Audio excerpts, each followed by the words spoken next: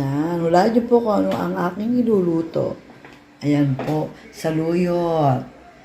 Yan ang ating gulay. Tapos lalagyan po natin ng tinapa. Tinisan ko ng tinik. Talong, sitaw, bawang sibuyas, patis, at alam niyo na. At sampalok ang ating pangasim dyan. Panahon po ngayon ng sampalok.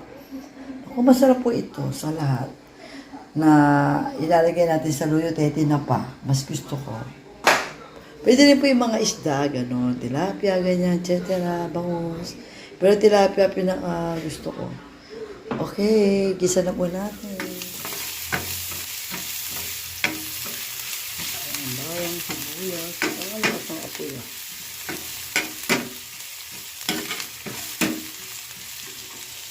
Tapos patis.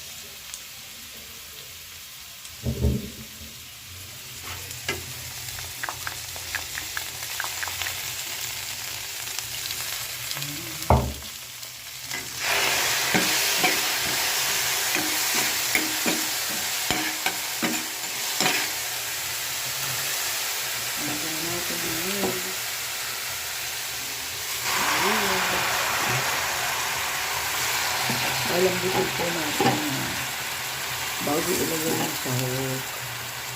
Okay, tapos sasakpan na po natin.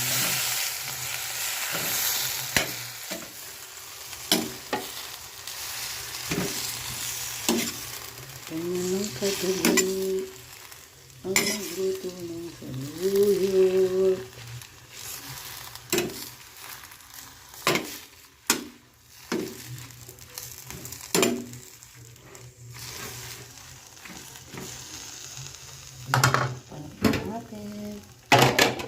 Ating saluyot. Ganyan lang ako.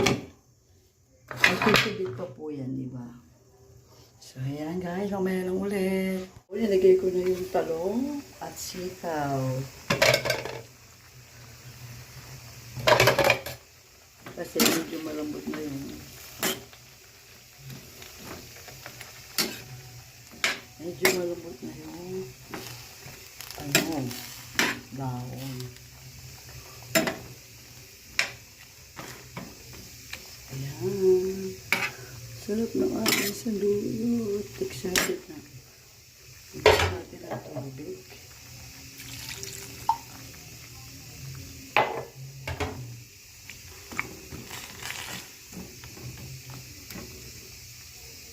Kailangan natin lahat.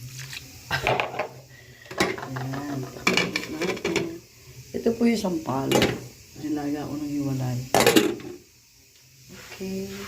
At yung tinapa, mamaya lagyan na natin. Ito na po ang ating lutong saluyot with tinapa. Ano po ba?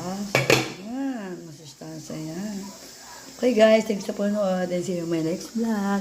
Forever blessed po tayo. Thank you Lord.